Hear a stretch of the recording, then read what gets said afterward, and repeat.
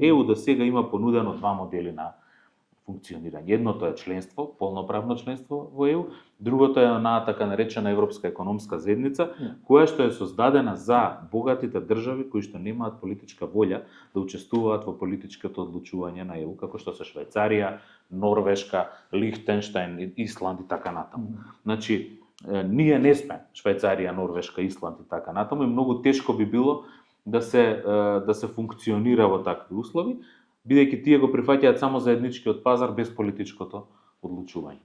За нас секако е најдобро решение, исто како за другите држави членки кои што се во НАТО веќе, а сакаат да бидат во ЕУ, да бидеме полноправна членка во ЕУ. Се плашам дека 2030 година ќе биде последното проширување под овој модел и дека се понатаму ќе се бара некоја форма на соработка и на сојузништво кое што нема да подразбира класично членство. Тоа може би одговара на Србија. Тоа може би одговара на Босна и Херцеговина, која што има комплицирани односи, може би му одговара и на Косово, може би одговара и на Украина. Меѓутоа не на Македонија.